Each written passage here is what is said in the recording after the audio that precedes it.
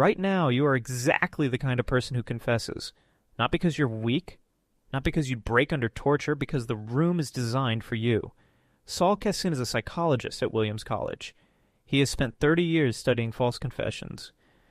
And the one thing he found consistently across every study, the people who confess are the ones most certain they never would.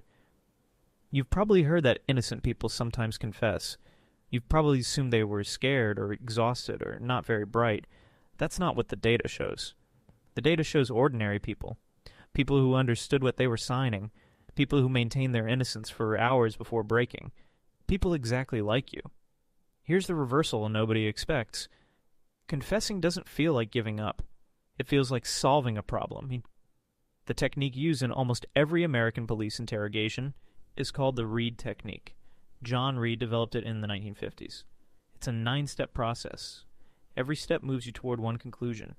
Confession is the only rational choice. The interrogator acts certain, not suspicious, certain. They don't ask if you did it. They tell you the evidence already exists. Then they use 2 specific tactics. Kassin calls them minimization and maximization. Maximization, the detective exaggerates everything against you. We have witnesses. We have forensics. The jury will convict you. None of that has to be true. Detectives in the United States can legally lie during interrogations. Minimization, they soften what comes next. I understand. This looks like it could have been an accident. Help me understand your side. The implication, cooperate now. Things go easier. That's also not true. But your brain doesn't process these as lies. It processes them as a choice. Fight a system that already decided you're guilty, or explain yourself and maybe survive.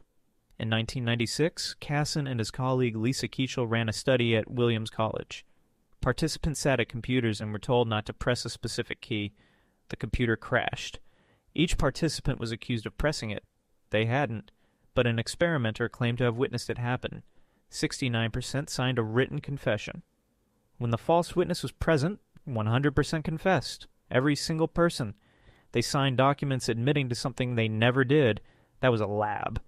0 consequences. No prison, no lawyer. Now think about what happens in a real room. 12 hours without sleep. No phone call. Someone who keeps telling you the evidence is there. Someone who won't leave. Someone who keeps implying that staying silent makes you look worse. The Central Park Five were 5 teenagers in New York City, 1989. A woman was brutally attacked in Central Park. Police brought each of them in separately. Interrogated each one for hours. The youngest was 14. They all confessed. On video, in detail, they were convicted. They served between 6 and 13 years in prison. In 2002, the real attacker confessed on his own. DNA confirmed it. The 5 had nothing to do with it. Their confessions, emotional, specific, detailed, were completely false. But the Central Park 5 were not alone. Henry Lee McCollum was 19 in 1983. Police in North Carolina said they had evidence. They didn't. They said other people had already talked. They hadn't. They kept him in a room for hours. No lawyer, no parents. McCollum had a mild intellectual disability. He couldn't read well. He had no idea what he was signing. He signed it without fully reading a word. He confessed to a murder he never committed. He spent 31 years on death row, more than half his life waiting to die. In 2014, DNA evidence pointed to another man. McCollum walked out at 50 years old. The detective said he was doing his job. The Reid technique worked exactly as designed. Here's what Kassin says people never understand. False confessions don't look false. They look exactly like real ones. The person knows details. They seem certain, because by the time someone confesses to something they didn't do, part of their brain has already started to believe it happened. The interrogation doesn't just pressure you to say the words. It rewrites what you remember. Think about the last time someone accused you of something with total confidence.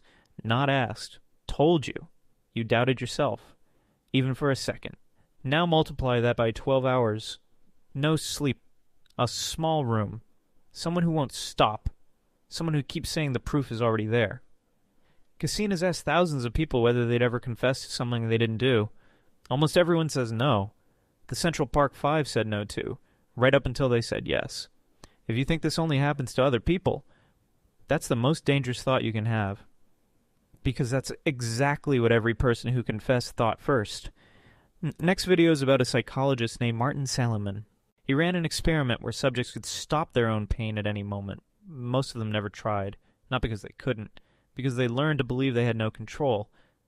And once that belief sets in, it doesn't let go easily. Subscribe and I'll show you how it happens.